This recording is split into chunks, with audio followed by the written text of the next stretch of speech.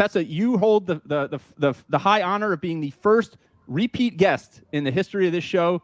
So welcome back. It's great to have you. Our last conversation has been one of the most popular, most downloaded episodes of this show in the show's entire history, almost 90 episodes. So I am honored to have you back in the hot seat here. Welcome to the show. Oh, well, it's a high honor indeed. Thanks for thinking of me. And I'm a big fan of the podcast and of yours. So anytime you text or call, I'm here. All right, Tessa, where I want to begin, we're a few weeks from the first Winter Olympics since your retirement from competition.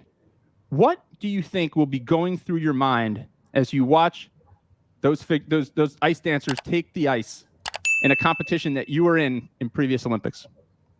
It's a strange thing to anticipate because I've known it was coming for quite some time.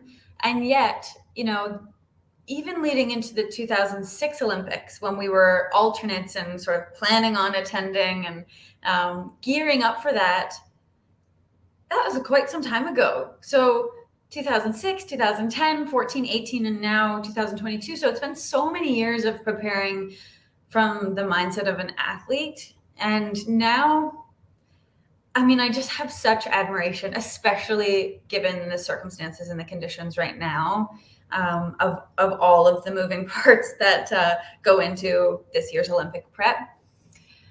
It's going to feel strange. Honestly, it will. And I don't know. I don't know how I'm going to feel. Nationals happened recently, and that kind of struck a chord that unexpectedly sort of, sparked this feeling of like, I feel like I'm not where I'm supposed to be. And yet I feel so at peace and complete with our career. So I realize I'm talking in circles, and I think that's just because it's easy to run the gamut of emotions with something like the Olympics. Everything is heightened. And even as an outsider now, there just comes perspective, and I'm excited to watch. I can't wait to tune in and, cheer on the competitors, but there'll be something in me when I'm 75 watching the Olympics and feeling weird not being there. It's interesting. I recall when we spoke the last time, you had a lot of that clarity that you just described, and that you were comfortable with the retirement from competition. You were comfortable with what you're doing now and plan to do in the future. But it's interesting that raw emotion kind of came back a little bit. Yeah, and it's a visceral feeling. I don't want to have done any of the preparation required to be there. I'm not in that mindset of training and, pushing the limits and just being in that grind right now, at least athletically. But would I love to be on the big stage performing and competing? Sure. That's just not how it works. So it's neat to have time to reflect back too on the very distinct sort of 3 Olympic Games that we got to experience, and each with very different feelings and emotions attached to them. With the naivete of 2010, sort of jaded sense, and notions around the sport that we had in 2014, and then just pure joy in 2018. Now it is nice with a bit of that pressure released. We're not carrying that burden. So you talked about some of the obvious rigor that goes into training and the years, months, weeks, days leading up to the Olympics. And this year it is going to be different, in terms of, the situation that, the Olympians all find themselves in, and having to navigate the COVID piece, alongside all of the other responsibilities. But from your memory, what do the weeks leading up to the Olympics look like? What are you thinking about? What are you going through? What are you doing? So I'm mentoring a team, an ice dance team right now that is heading into their very first Olympics. And we had a call with their entire support team a couple of days ago. And I said, your only job now is to get on the plane feeling rested. That's your biggest advantage. Don't go there tired, because you have the long trip and then the, rush of excitement, the navigating of getting your outfit and finding your, the residence and all the different moving parts. It is so draining. and it's what you've been dreaming about. So it's been built up and put on this pedestal, and you finally get to live it. Like, there's so much to process that I think right now in the weeks leading in, it's just about maintenance, fine tuning, trusting that, you know, all of the work you've done to get to this point will carry you through. And I also advise them to anticipate some meltdowns. I remember the very last training session we did before flying to PyeongChang. I went off for about an hour and a half on this like crazy spiral, thinking we needed to re-choreograph something. And I was just completely panicking and freaking out. And in the end said, no, we'll just leave it as it was. And then after I looked at Scott, I looked at my coach and I said, did you know what I was just experiencing? And they said, yeah, we knew you just needed to go through it. We knew you'd come back around. And, you know, as mentioned, everything is just, the highs are so high, the lows are so low. So it's really about harnessing that, trying to be as present as possible, but also managing your energy, and being really effective and efficient with your time. One of the things that I'm curious about, you kind of alluded to it there, Tessa, is like, when do you stop tweaking the routine? I mean, you clearly had a moment where you wanted to make some changes pretty late in the experience. When typically do you cut off tweaks to the routine and really focus on what you're describing there? I think every ice dance team is a little different. We, you know, as our career carried forward and progressed, we were more and more comfortable with last minute changes. So even at the Olympics, we competed the team event and about a week later skated our individual performances. We made a fairly significant change to one of our elements and the exit of it between those two events. But there was such longevity and trust between us and a feeling of unison that I think we could get away with that. But it's different. It's different for everyone.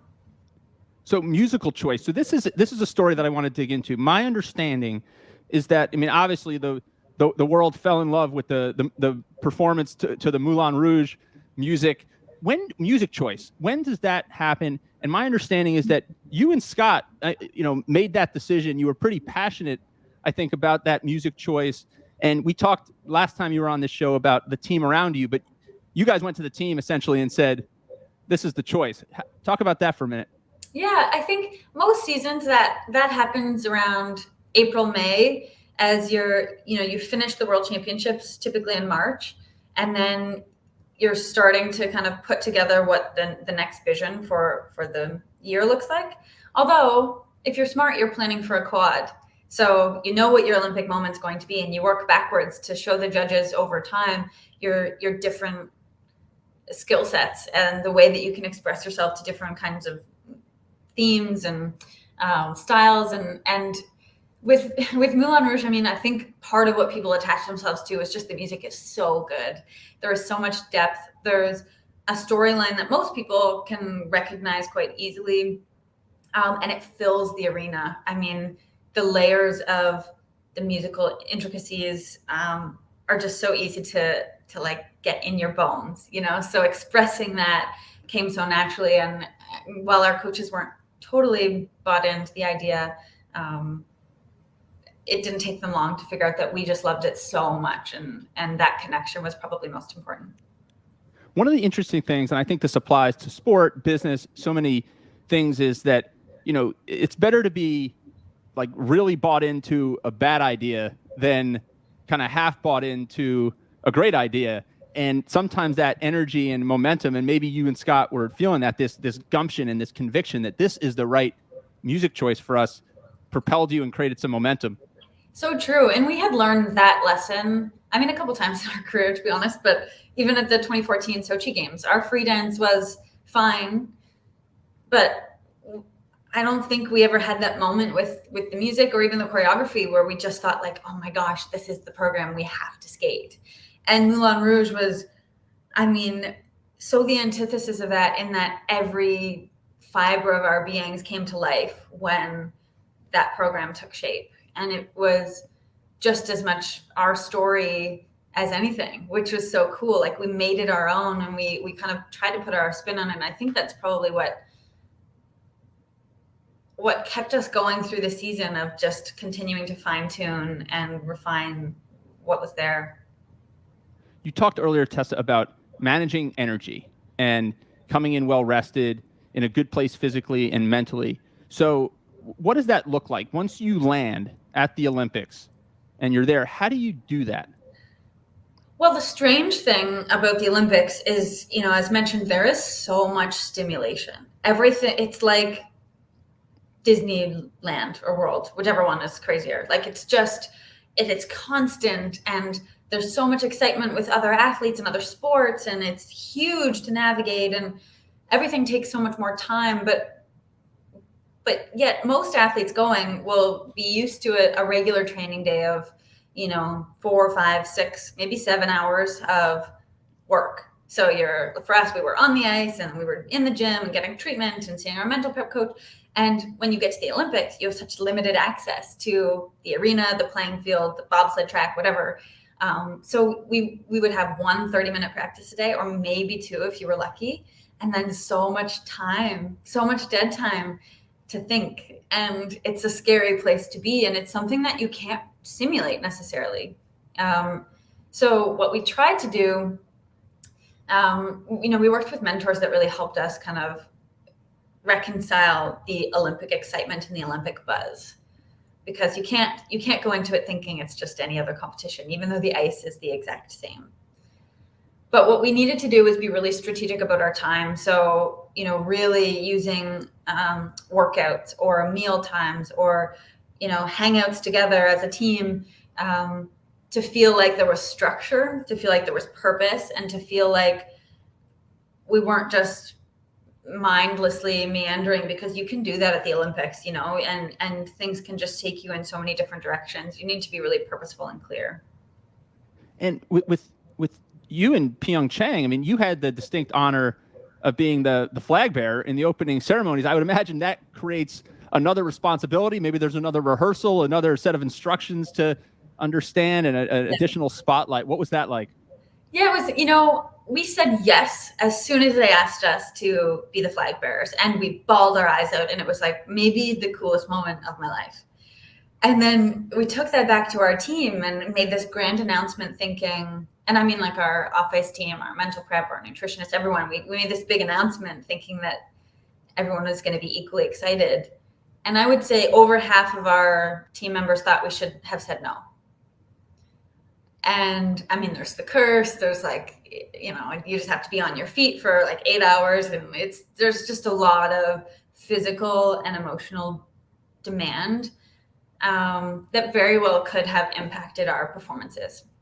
So we really needed to come to terms with what that meant. And in order to prepare, we simulated everything. So we had the COC send us the flagpole and flag and the boots that we would need to wear, so that we could practice that in our everyday lives. We planned what snacks we would have in our coat pockets and when we would eat them.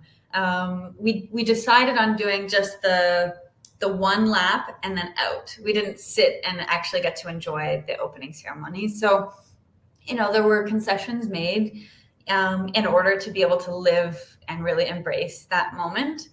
But because it was our decision and our choice, we just planned for it. And we knew, okay, 2 days later, we have to be on for the team event. And whatever that meant in our rehearsals, we were prepared to do.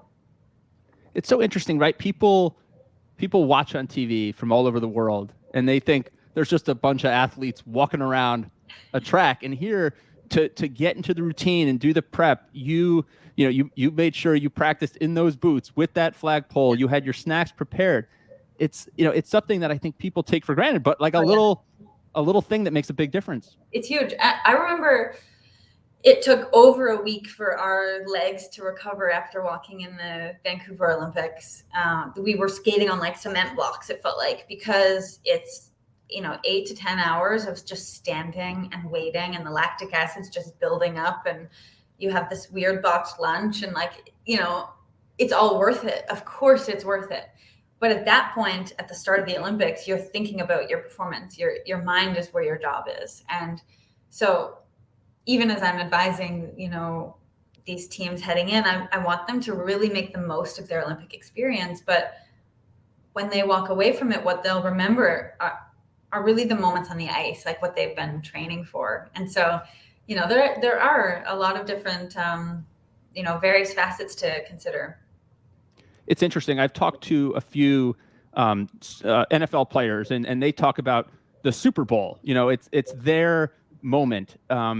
That's the pinnacle of their career, but they call it essentially like a circus. Like you said, with Disney World and Disneyland, it is an absolute circus. And, one of the Super Bowl champions that I talked to, he said, what's interesting is they're in a different hotel for the first week. And then a couple days before the game, they move as a team into a different hotel because they're going to now distance themselves from family, friends who have made the trip with them, from as much of the media as they can, and they're going to try and create as much of a normal football weekend experience.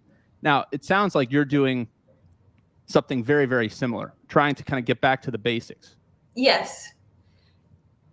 And I think, for us, things like, in Vancouver, I had a different phone number for the Olympics, and 6 people had my number. And there was this rule with family that, no one would reach out to me. I would initiate conversations. And, there's the block that you have to put up with the media. And like, you have to, in some way, really insulate yourselves, especially with something I would imagine like the Super Bowl, or certainly like the Olympics, when, you open up Twitter and it's just an onslaught of, what people could be saying or how people are perceiving things from the outside. And I think better to just sort of, for us, to just be really conscious of where we were focusing our energy and how we were spending our time.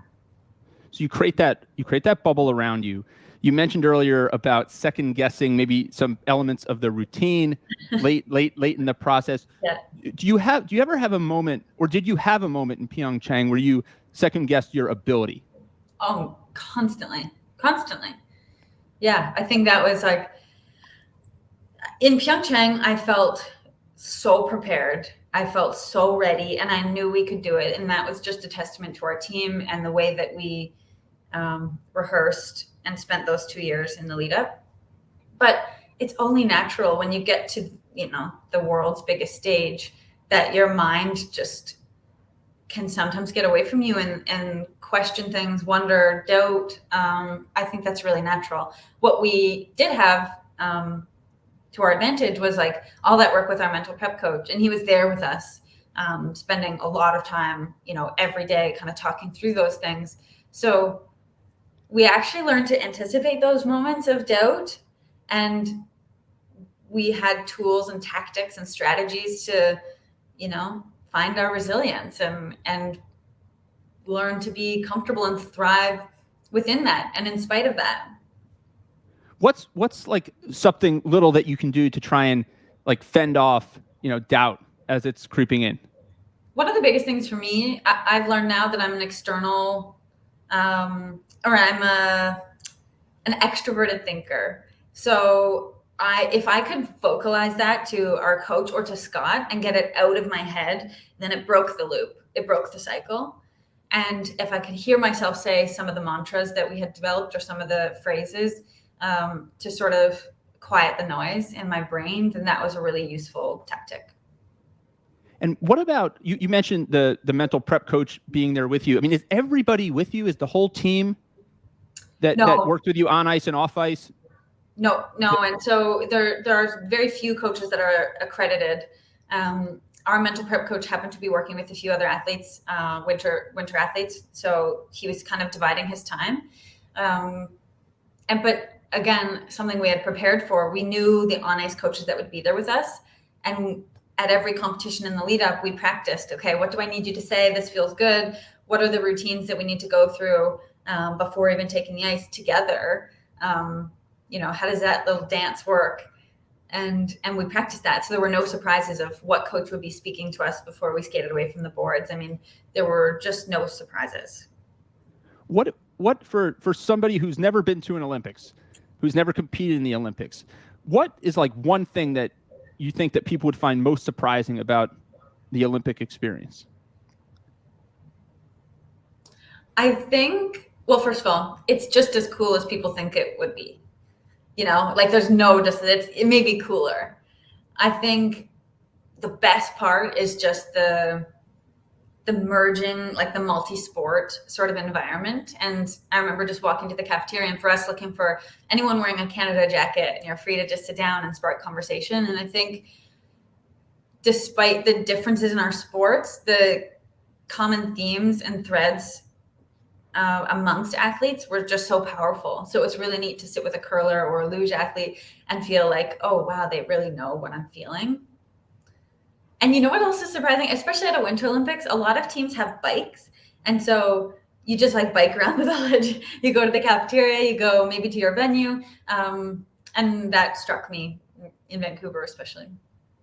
I never, that surprises me too. I never would have imagined seeing a bunch of Olympic athletes riding around on bikes around the Olympic Village. So Tessa, we're all going to be, excited watching the Olympics, and part of me is going to be wishing that you and Scott were out there and competing for another gold. But, I'm also just so excited for you and the clarity that you have found and the enjoyment that you've found in this next chapter. And that's where I want to go next. The last time we talked about your, the beginning of your executive MBA. That's kind of coming to somewhat of a conclusion.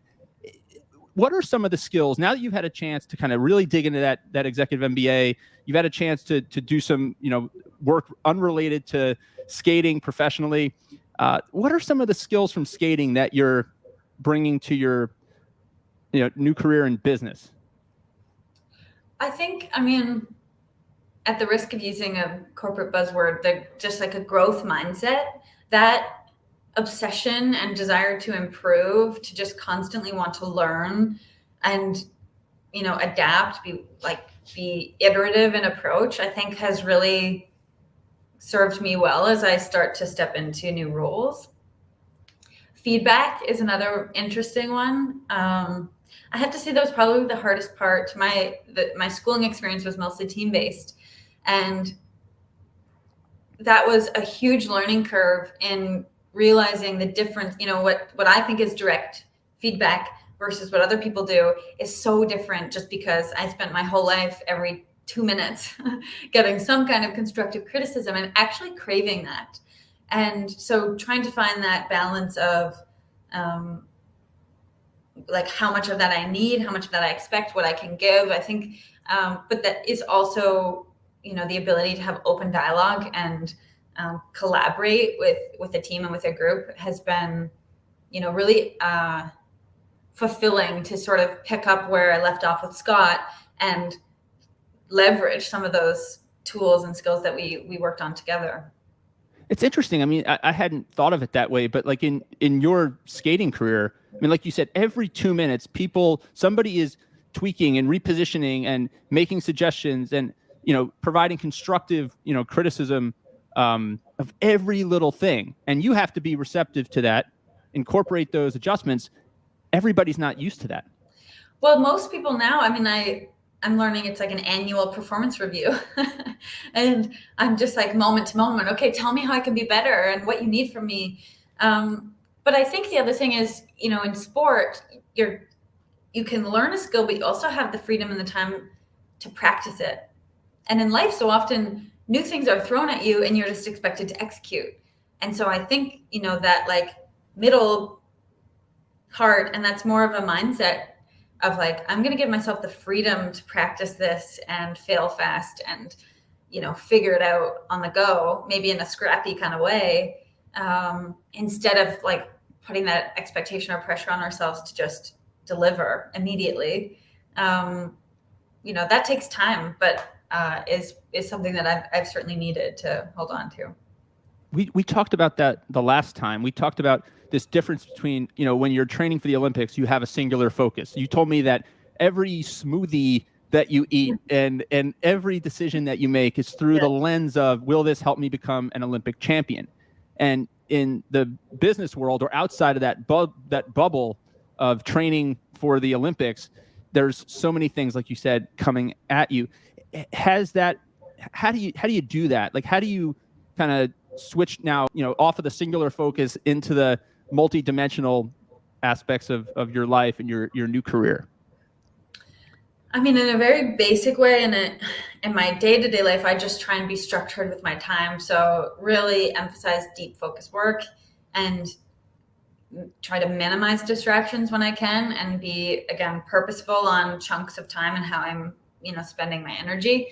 But there's been a learning curve for sure, where I had people around me before kind of protecting me from all of those distractions. And now it's like the floodgates are open, and you want to be accessible and you want to be available to your teammates or to work or whatever. I'm still sort of figuring that out. And yet I think maybe I'm approaching it from a more holistic standpoint, and trying to find, exactly that magic meeting point of performance, but also well-being, and not sacrificing that or putting that at risk so much.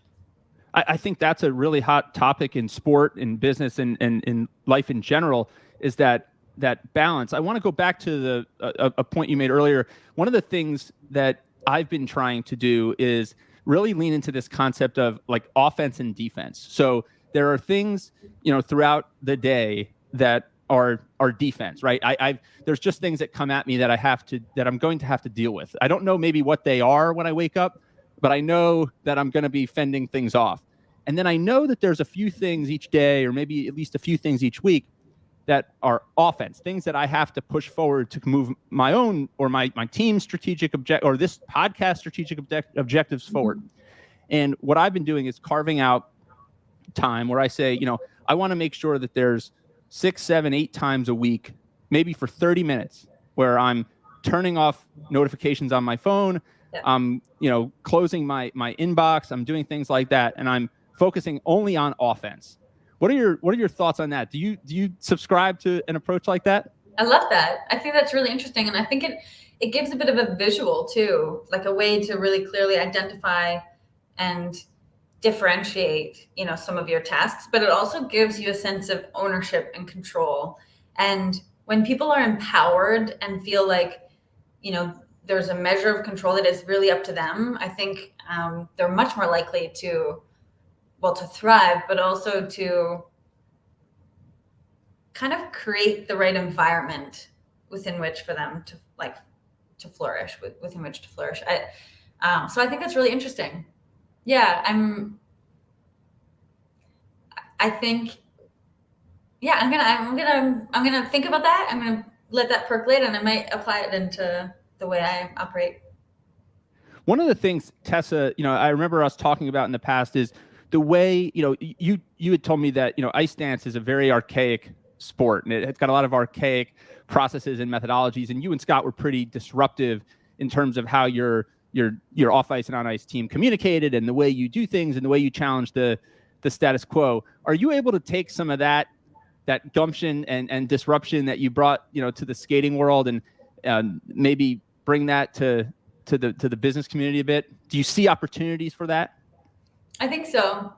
I've been working on this a little bit, as I find my role within Deloitte, where I'm working now. And I think part of my job is not to learn how to be a consultant in the typical fashion, but actually to be a catalyst for a different way of thinking, or to bring, the non-consultant sort of perspective and lens on things.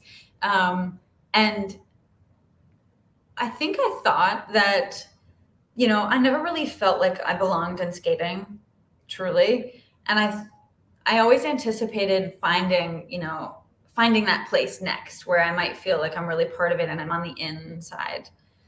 And I'm realizing more and more that I just might not. It might be just part of my personality that I'm